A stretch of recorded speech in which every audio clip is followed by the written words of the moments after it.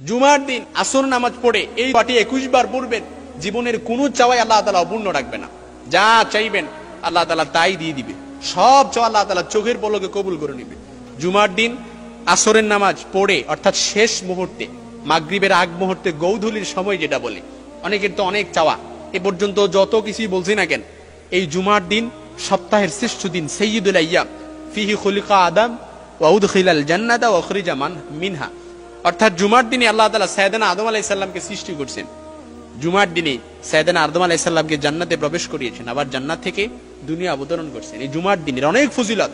এটা হচ্ছে সুন্নাতুল্লাহি ফিল আরদ, জামানান আলা জামান, মাকানান আলা মাকান। আল্লাহ তাআলা স্থানের উপর স্থানকে প্রাধান্য দেন, ব্যক্তির উপর ব্যক্তিকে প্রাধান্য দেন। এজন্য জুমার দিন সপ্তাহের 7টা দিনের চাইতে সর্বশ্রেষ্ঠ সাইয়্যিদ নেতা হচ্ছে জুমার দিন। এই জুমার দিন আসরের নামাজ পড়ে 21 বার এই দোয়াটা পড়বেন। এই দোয়াটার এত ফজিলত, এবং সহিহ বুখারীতে হাদিস এসেছে, কেউ যদি জুমার দিনে আসরের নামাজ পড়ে কেউ যদি আল্লাহ তাআলার কাছে কোনো কিছু চায়, আল্লাহ তাআলা তার চাওয়া পূরণ করে। বুখারীর হাদিস, আল্লাহ তাআলা তার চাওয়া পূরণ করে, তার উদ্দেশ্য পূরণ করে। আপনি জুমার দিন ফর এক্সাম্পল আল্লাহ তাআলার কাছে বললেন, আল্লাহ আমি তো একটু কষ্টে আছি, আমার দোয়াটা কবুল করেন, মুস্তাজিব, আল্লাহ তাআলা কবুল করবে। আপনি বললেন, আল্লাহ পেরেশানি আছি, পেরেশানি দূর করে দেন, পেরেশানি দূর করে দিবে। আপনি বললেন, আল্লাহ ঋণের বোঝায় চাপা পড়ে আছি, একেবারে দেয়ালে পিঠ ঠেকে গেছে, আল্লাহ তাআলা আপনাকে ঋণ মুক্তি দিয়ে দিবে ইনশাআল্লাহ। অর্থাৎ যা চাইবেন এই জুমার দিন আসরের নামাজ এই দোয়াটা 21 বার পড়বেন। এই দোয়াটার এত ফজিলত, এখানে এমন কেউ নাই এই দোয়াটা পারি না। আপনাকে যদি বলি আপনিও দোয়াটা পারেন, আপনাকে বললে আপনিও পারেন, অর্থাৎ যাদেরকেই বলি না কেন সবাই পারি। এ পর্যন্ত পড়ে আসছি, এই দোয়াটা এ পর্যন্ত পড়ে আসছি, এরকম কেউ নাই, একেবারে সহজ, সারাটা জীবন পড়ে আসছি।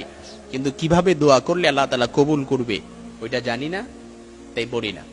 ইস্তেগফার, এই দোয়াটা পারেন নাই এরকম কেউ যদি থাকেন একটু হাত তুলে দেখান তো, হুজুর ইস্তেগফার পারি না, একটু বলেন যে হুজুর আস্তাগফিরুল্লাহ আল্লাযী লা ইলাহা ইল্লা হুয়াল হাইয়ুল কাইয়্যুম ওয়া আতুবু ইলাইহি লা হাওলা ওয়ালা কুওয়াতা ইল্লা বিল্লাহিল আলিয়্যিল আযীম। এখন হাত তুলে একটু বলেন যে হুজুর এই দোয়াটা পারি না।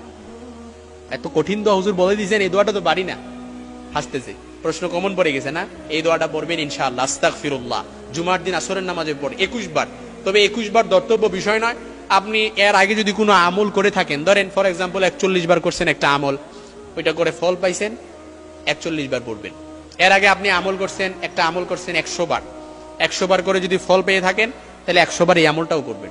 অর্থাৎ আপনি এর আগে কোনো আমল যদি যে সংখ্যক আমল করে ফল পাইছেন ওই সংখ্যাটাই আপনি এখানে করবেন ইনশাআল্লাহ। আস্তাগফিরুল্লাহ, এমন কোন দোয়া নাই আল্লাহ তাআলা করবে না। ফাকুলতু আস্তাগফিরু রাব্বাকুম ইন্নাহু কানা গাফফারা ইউরসিলিস সামাআ আলাইকুম মিদরারা ওয়া ইউমদিদুকুম বিআমওয়ালিন ওয়া বানিনা ওয়া ইয়াজআল লাকুম জান্নাতিন ওয়া ইয়াজআল লাকুম আনহারা। সূরা নূহের 10 থেকে 12 নম্বর আয়াতে 6টি পুরস্কারের কথা বলেছেন।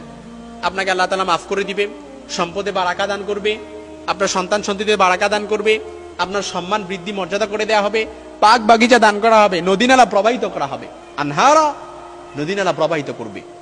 এজন্য জুমার দিন সর্বশ্রেষ্ঠ দিন।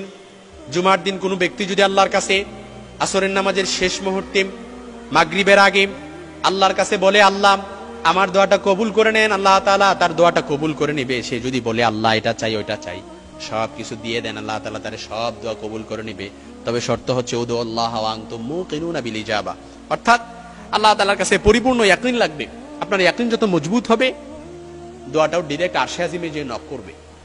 আর ইয়াকিন নাই, আপনি ধরেন দোয়া করছেন, আল্লাহ তাআলার কাছে বলতেছেন দোয়া করি, আল্লাহ তাআলা দেয় না দেয়, এরকম একটা কনফিউশন যদি আপনার ভেতরে থাকে, ওই দোয়া কখনো কবুল হবে না।